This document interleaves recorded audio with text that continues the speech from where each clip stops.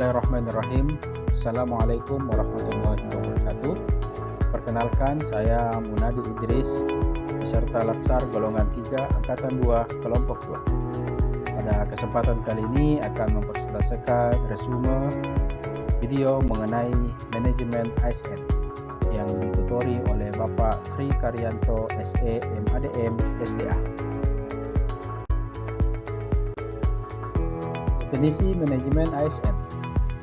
Manajemen ASN adalah pengelolaan ASN untuk menghasilkan pegawai ASN yang profesional, memiliki nilai dasar etika profesi, bebas dari intervensi politik, bersih dari praktek korupsi, kolusi, dan nepotisme.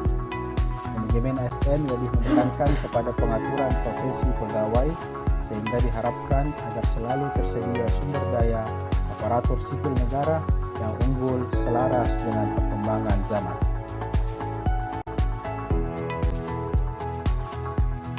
Adapun kedudukan ASN berdasarkan Undang-Undang Nomor 5 Tahun 2014 ada dua. ASN itu ada dua. Yang pertama adalah pegawai negeri sipil atau disingkat PNS. Yang kedua adalah pegawai pemerintah dengan perjanjian kerja yang disingkat dengan P3K. PNS merupakan warga negara Indonesia yang memenuhi syarat tertentu diangkat sebagai pegawai ASN secara tetap oleh pejabat pembina kepegawaian untuk menduduki jabatan pemerintah dan memiliki nomor induk pegawai secara nasional. Sedangkan P3K adalah warga negara Indonesia yang memenuhi syarat tertentu yang diangkat berdasarkan perjanjian kerja untuk jangka waktu tertentu dalam rangka melaksanakan tugas pemerintahan sesuai dengan kebutuhan instansi pemerintah dan ketentuan perundang-undangan. Peran ASN dalam fungsi dan tugasnya ada 3. Yang pertama adalah sebagai pelaksana kebijakan publik, yakni melaksanakan kebijakan yang dibuat oleh pejabat pembina kepegawaian sesuai dengan ketentuan peraturan perundang-undangan. Yang kedua adalah sebagai pelayan publik, yakni memberikan pelayanan publik yang profesional dan berkualitas. Yang ketiga adalah perekat dan pemersatu bangsa, yakni mempererat persatuan dan kesatuan negara kesatuan Republik Indonesia. Selanjutnya adalah hak PNS dan P3K. PNS dan P3K memiliki hak bagi mereka. PNS memiliki 6 hak, sedangkan P3K memiliki 5 hak. Yang pertama adalah bagi PNS, mereka berhak menerima gaji, juga tunjangan, dan berhak untuk mengajukan cuti. Juga berhak mendapatkan perlindungan dari negara. Kelima adalah pengembangan kompetensi, berhak kemudian untuk melanjutkan pendidikan lebih tinggi. Dan yang terakhir adalah memiliki jaminan pensiun dan hari tua. Sedangkan P3K hampir sama dengan PNS, akan tetapi minus jaminan pensiun dan hari tua. Terdapat 8 kewajiban ASN. Yang pertama adalah seorang ASN harus setia dan taat pada Pancasila, Undang-Undang Dasar Negara Republik Indonesia tahun 1945, Negara Kesatuan Republik Indonesia, dan pemerintahan yang sah. Yang kedua adalah menjaga persatuan dan kesatuan bangsa. Yang ketiga, melaksanakan kebijakan yang dirumuskan pejabat pemerintah yang berwenang. Yang keempat, menaati ketentuan peraturan perundang-undangan. Yang kelima, melaksanakan tugas kedinasan dengan penuh pengabdian, kejujuran, kesadaran, dan tanggung jawab. Yang keenam, menunjukkan integritas dan keteladanan dalam sikap, perilaku, ucapan, dan tindakan pada setiap orang, baik di dalam maupun di luar kedinasan. Yang ketujuh adalah menyimpan rahasia jabatan dan hanya dapat mengungkapkan rahasia jabatan sesuai dengan ketentuan peraturan perundang-undangan.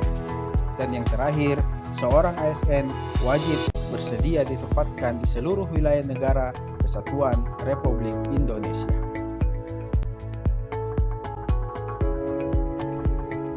Kode etik dan kode perilaku ASN. Ada 12 kode etik dan kode perilaku ASN. Yang pertama adalah seorang ASN melaksanakan tugasnya dengan jujur, bertanggung jawab, dan berintegritas tinggi. Kedua, melaksanakan tugasnya dengan cermat dan disiplin. Yang ketiga, melayani dengan sikap hormat, sopan, dan tanpa tekanan. Yang keempat, seorang ASN melaksanakan tugasnya sesuai dengan ketentuan peraturan perundang-undangan. Selanjutnya, kode etik yang kelima adalah melaksanakan tugasnya sesuai dengan perintah atasan atau pejabat yang berwenang sejauh tidak bertentangan dengan ketentuan peraturan perundang-undangan dan etika pemerintah. Yang keenam adalah menjaga kerahasiaan yang menyangkut kebijakan negara. Yang ketujuh, menggunakan kekayaan dan barang milik negara secara bertanggung jawab, efektif, dan efisien. Yang ketujuh adalah menjaga agar tidak terjadi konflik kepentingan dalam melaksanakan tugasnya.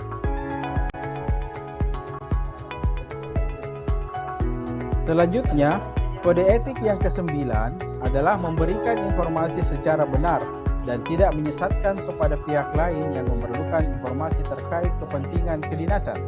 Yang ke-10 adalah tidak menyalahgunakan informasi intern negara, tugas, status, kekuasaan, dan jabatannya untuk mendapatkan atau mencari keuntungan atau manfaat bagi diri sendiri atau untuk orang lain. Yang ke-11 adalah memegang teguh nilai dasar ASN dan selalu menjaga reputasi dan integrasi ASN. Dan yang ke-12 adalah melaksanakan ketentuan peraturan perundang-undangan mengenai disiplin pegawai ASN. Demikian persentase manajemen ASN dari saya. Kurang lebihnya mohon dimaafkan. Terima kasih. Assalamualaikum warahmatullahi wabarakatuh.